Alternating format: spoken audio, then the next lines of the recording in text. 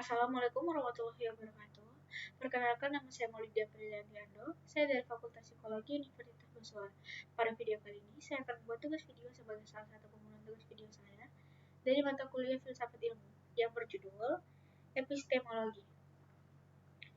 Epistemologi atau teori pengetahuan ialah cabang filsafat yang berurusan dengan hakikat dan lingkup pengetahuan, pengandaian, dan dasar-dasarnya serta pertanggungjawaban atas pertanyaan mengenai pengetahuan yang dimiliki.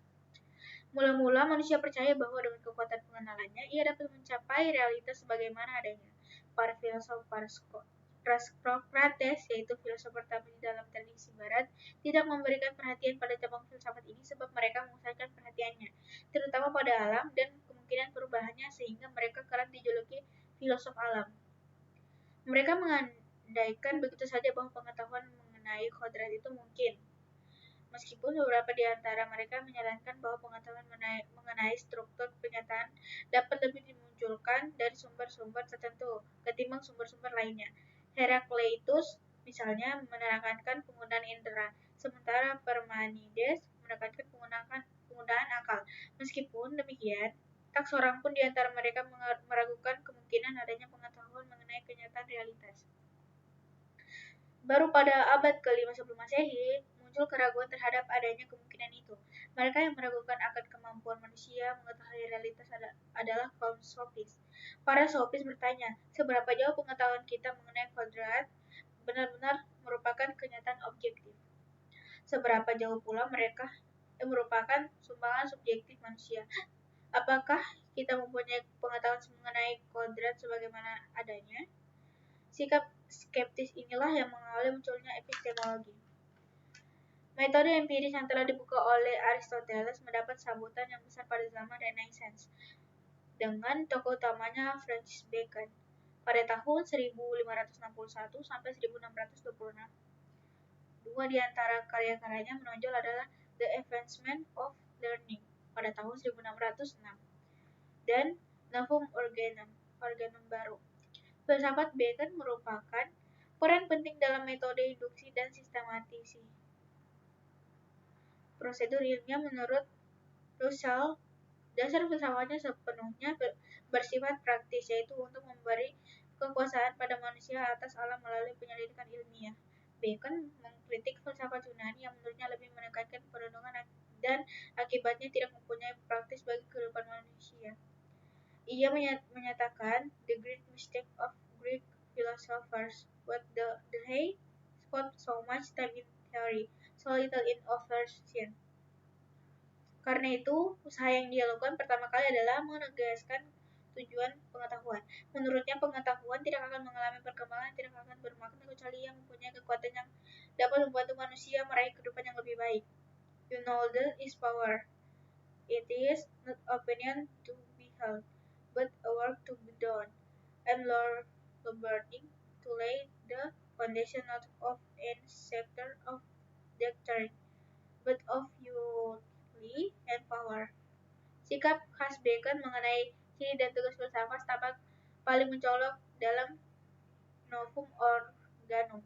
Pengetahuan dan kuasa manusia di dekatnya satu sama lain. Menurutnya, alam tidak dapat dikuasai kecuali dengan jalan menatinya. Agar dapat taat pada alam, manusia perlu mengenalnya terlebih dahulu. Untuk mengetahui dan alam diperlukan observasi, pengukuran, penjelasan, dan pembuktian. Umat manusia ingin menguasai alam, tetapi menurut Bacon, keinginan itu tidak tercapai sampai pada zamannya hidup. Hal itu karena ilmu-ilmu pengetahuan tak berdaya guna dalam mencapai hasilnya. Sementara itu, logika tidak dapat digunakan untuk mendirikan dan membangun ilmu pengetahuan.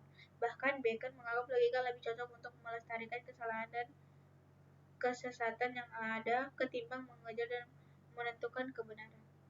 Sementara bagi Descartes pada tahun 1596 sampai 1690 Masehi, persoalan dasar dalam filsafat pengetahuan bukan bagaimana kita tahu, tetapi mengapa kita dapat membuat kekeliruan. Salah satu cara untuk menentukan sesuatu yang pasti dan tidak dapat diragukan ialah dengan melihat seberapa jauh hal itu bisa diragukan. Bila kita secara sistematis mencoba meragukan sebanyak mungkin pengetahuan kita, akhirnya kita akan mencapai titik yang tidak bisa diragukan sebagai pengetahuan kita dapat dibangun di atas kepastian absolut. Prosedur yang disarankan Descartes untuk mencapai kepastian ialah keraguan metodis universal. Keraguan ini bersifat universal karena ditentang tanpa batas, atau sampai keraguan ini membatasi diri. Artinya, usaha meragukan itu akan berarti bila ada sesuatu yang tidak dapat diragukan lagi. Usaha meragukan ini disebut metodik karena keraguan yang ditetapkan di sini merupakan cara yang digunakan oleh penalaran reflektif filosofis untuk mencapai kebenaran. Bagi dia, kekeliruan tidak terletak pada kegagalan melihat sesuatu, melainkan di dalam mengira tahu apa yang tidak diketahuinya, atau mengira tidak tahu yang diketahuinya. Pengetahuan yang diperoleh oleh manusia melalui akal, indera, dan lain-lain mempunyai metode tersendiri dalam teori pengetahuan.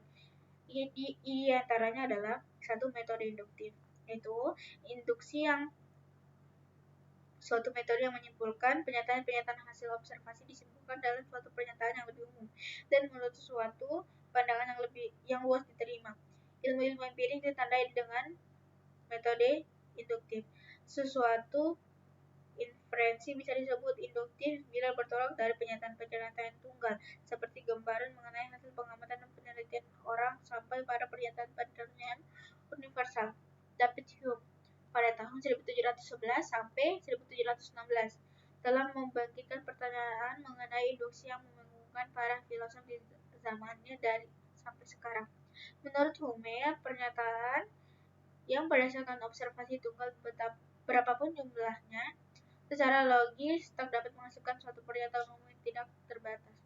Dalam induksi, setelah diperoleh pengetahuan, maka akan diperkenalkan hal-hal lain seperti ilmu mengajarkan kita bahwa kalau logam dipanasi, ia mengembang. Bertolak dari teori ini, kita tak akan tahu bahwa logam dari lain yang kalau dipanasi juga akan mengembang. Dari contoh di atas bisa diketahui bahwa induksi tersebut memberikan suatu pengetahuan yang disebut juga dengan pengetahuan sintetik. Metode deduktif. Deduksi adalah suatu metode yang menyimpulkan bahwa data-data empirik diolah lebih lanjut dalam suatu sistem pernyataan yang runtut. Hal-hal yang harus ada dalam metode deduktif ialah adanya perbandingan logis antara kesimpulan-kesimpulan itu sendiri. Ada penyelidikan bentuk logis teori itu dengan tujuan apakah teori tersebut mempunyai sifat empiris atau ilmiah. Ada perbandingan dengan teori-teori lain, dan ada pengujian teori dengan jalan menerapkan secara empiris kesimpulan-kesimpulan yang bisa ditarik dari teori tersebut. Weber tidak pernah menganggap bahwa kita dapat membuktikan kebenaran teori dari kebenaran pernyataan-pernyataan yang bersifat tunggal. Tidak pernah ia menganggap bahwa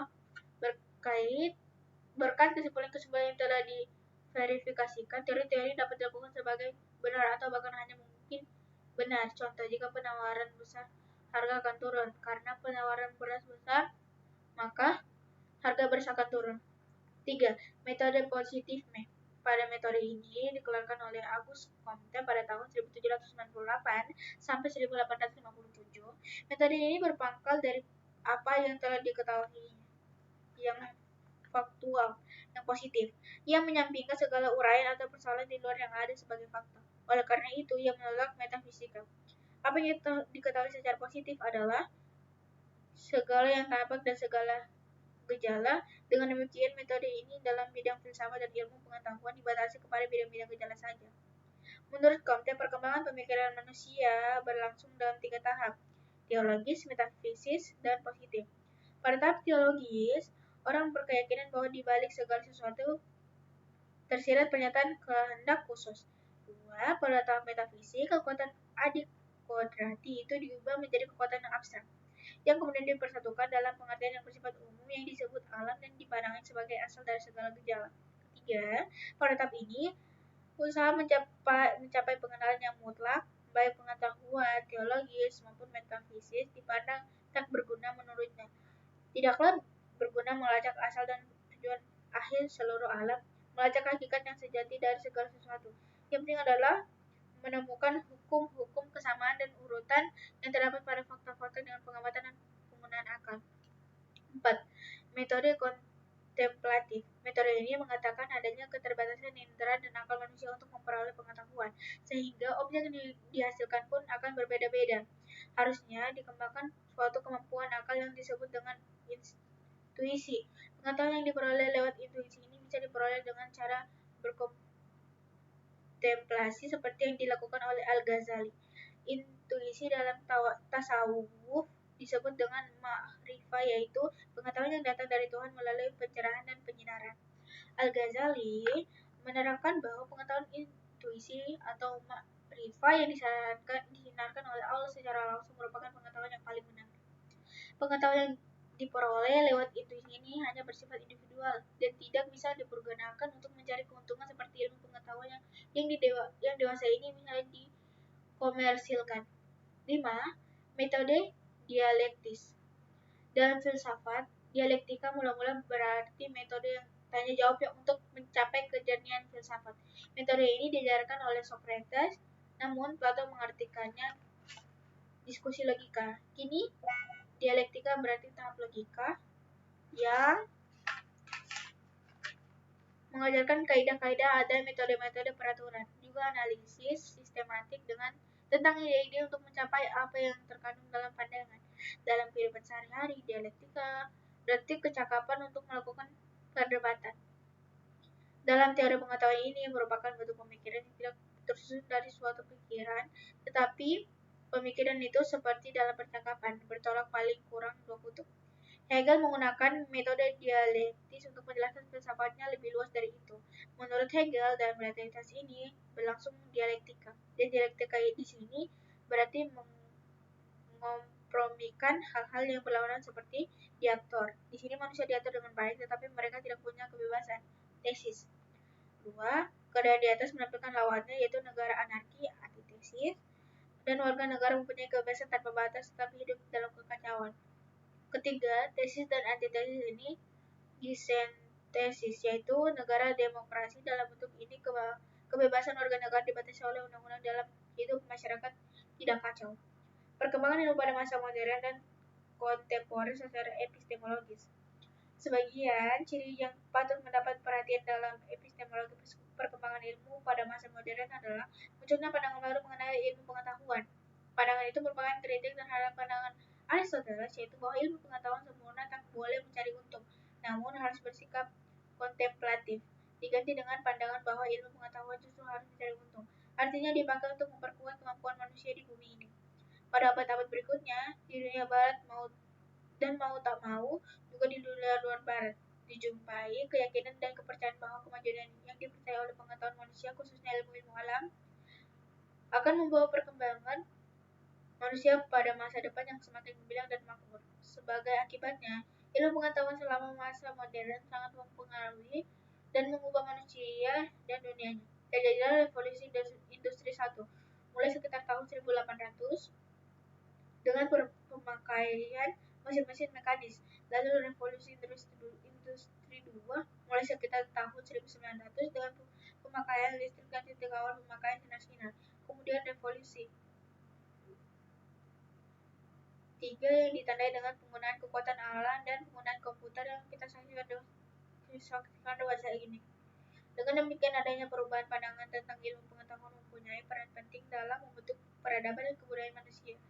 Dan dengan itu pula tampaknya muncul semacam kecenderungan yang terjadi pada jantung setiap ilmu pengetahuan dan juga ilmuwan untuk lebih berinovasi untuk penemuan dan penelulusan hal berikutnya.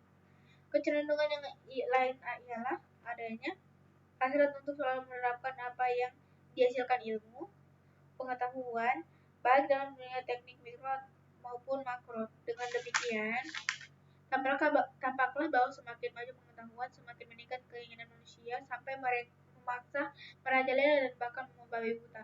Akibatnya ilmu pengetahuan dan hasilnya menjadi tak manusiawi lagi, bahkan kecenderungan memperbudak manusia sendiri yang telah merencanakan dan menghasilkan kecenderungan yang kedua inilah yang lebih mengerikan hal yang pertama.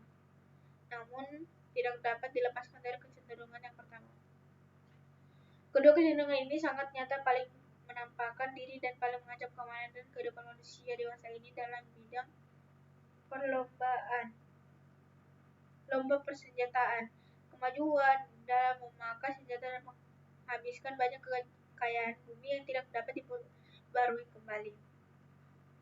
Kemajuan dalam bidang kedokteran yang telah mengubah batas-batas paling pribadi dalam hidup manusia dan pengembangan ekonomi yang mengakibatkan melebarnya jurang kaya dan miskin. Ilmu pengetahuan dan teknologi akhirnya mau tak mau punya kaitan langsung ataupun tidak dengan struktur sosial dan politik yang pada gilirannya berkaitan dengan jutaan manusia yang kelaparan, kemiskinan, dan berbagai macam kesimpangan yang justru menjadi pandangan yang menyolok di tengah keyakinan manusia dan akan keampuhan ilmu pengetahuan dan teknologi untuk menghapus penderitaan manusia. Kedua kecenderungan di atas yang ternyata condong menjadi lingkaran setan ini perlu dibelokkan manusia sendiri sehingga tidak menimbulkan ancaman lagi. Kesadaran akan hal ini sudah muncul dalam banyak lingkungan ilmuwan yang prihatin akan perkembangan teknik, industri, dan persenjataan yang membahayakan masa depan kehidupan umat manusia dan bumi kita. Gregory Bateson misalnya melihat secara mendasar permasalahan yang ditumbuhkan dari perkembangan ilmu pengetahuan dan teknologi modern. Menurutnya, sebab-sebab utama yang menimbulkan krisis di atas adalah kesalahan utama epistemologis yang mendasari ilmu pengetahuan dan teknologi modern. Dalam hubungan ini, ia menegaskan, jelas kini bagi banyak orang bahwa telah muncul berbagai bencana sebagai akibat kesalahan epistemologi barat. Ini semua berkisar dari insektisida sampai polusi, jarahan radioaktif, dan kemungkinan mencairnya air Antartika. Di atas itu semua, desakan kuat kita untuk menyelamatkan kehidupan individual telah mendatangkan kemungkinan bahaya kelaparan dunia di masa mendatang. Agaknya kita cukup beruntung andai saja dapat melampau 20 tahun yang akan datang tanpa bencana yang lebih dahsyat ketimbang kehancuran besar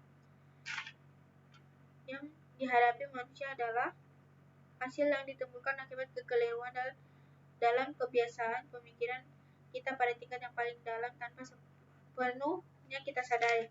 Dengan demikian, ilmu pengetahuan harus bernilai praktis bagi manusia, di antaranya dalam bentuk teknologi. Akibatnya menaklukkan alam dan mengeksploitasinya habis-habisan tidaklah dapat dianggap sebagai kesalahan. Kedua metode yang digunakan ialah deduksi-induksi sebagai pengaruh dari pemikiran positivisme. Metode ini amat dominan dalam epistemologi modern, khususnya dalam metode keilmuan. Ketiga objek yang dikaji adalah realitas empiris, inderawi, dan dapat dipikirkan dengan rasio. Dalam kaitan ini, Herman Kahn menyebutkan budaya yang dihasilkan dari epistemologi di atas adalah budaya inderawi, yaitu budaya yang bersifat empiris, duniawi, sekular, humanistik, utiliter, dan hedonistik. Tentang tujuan ilmu pengetahuan dalam ilmu pengetahuan modern ialah bahwa ilmu pengetahuan bertujuan untuk menundukkan alam. Alam dipandang sebagai sesuatu untuk dimanfaatkan dan dinikmati semaksimal mungkin. Dalam hubungan ini, Nas mengungkapkan bahwa akibat yang akan terjadi dari pandangan demikian, alam diperlakukan oleh manusia modern seperti pelacur, mengambil manfaat dan kepuasan dirinya tanpa rasa kewajiban dan tanggung jawab apapun. Lebih lanjut, Nas mengkritik ilmu pengetahuan modern barat bahwa ilmu modern mereduksi seluruh esensi dalam pengertian metafisik pada material dan substansial. Dengan demikian, pandangan dunia metafisik nyaris samsir dalam ilmu pengetahuan modern. Kalaupun ada, metafisik mereduksi menjadi filsafat rasional yang selanjutnya sekedar pelengkap ilmu pengetahuan alam dan matematika. Bahkan kosmologi diturunkan derajatnya dengan memandangnya hanya semacam superstisi. Dengan pandangannya itu, ilmu pengetahuan modern menyingkirkan pengetahuan kosmologi dari rencananya. Padahal menurut Nas, kosmologi adalah ilmu sakral yang menjelaskan kaitan materi dengan wahyu dan doktrin metafisik. Dalam bidang filsafat, Descartes mewariskan suatu metode berpikir yang menjadi landasan berpikir dalam ilmu pengetahuan modern. Langkah-langkah tersebut adalah, pertama, tidak menerima apapun sebagai hal yang benar, kecuali kalau diyakini sendiri bahwa itu memang benar. Yang kedua, memilah-milah masalah menjadi bagian-bagian terkecil untuk mempermudah penyelesaian. Dan yang ketiga, berpikir menuntun dengan mulai dari yang sederhana sedikit demi sedikit untuk mencapai ke hal yang paling rumit. Sedangkan perkembangan ilmu pengetahuan di zaman kontemporer ditandai dengan berbagai teknologi canggih. Teknologi dan informasi termasuk salah satu yang mengalami kemajuan yang pesat. Mulai dari penemuan komputer, satelit komunikasi, internet, dan lain-lain. Manusia dewasa ini memiliki mobilitas yang begitu tinggi karena pengaruh teknologi komunikasi dan informasi. Bidang ilmu lain juga mengalami kemajuan pesat sehingga terjadi spesialisasi ilmu yang semakin tajam. Ilmuwan kontemporer mengetahui hal yang sedikit tetapi secara mendalam. Ilmu kedokteran pun semakin menajam dan spesialis dan subspesialis. Demikian, bidang-bidang ilmu di samping kecenderungan yang lain adalah sintesis antara bidang ilmu satu dengan lainnya, sehingga dihasilkannya bidang ilmu baru seperti bioteknologi dan psikolinguistik. Sekian dari saya, bila ada salah kata mohon dimaafkan. Wabillahi taufiq wal hidayah. Wassalamualaikum warahmatullahi wabarakatuh.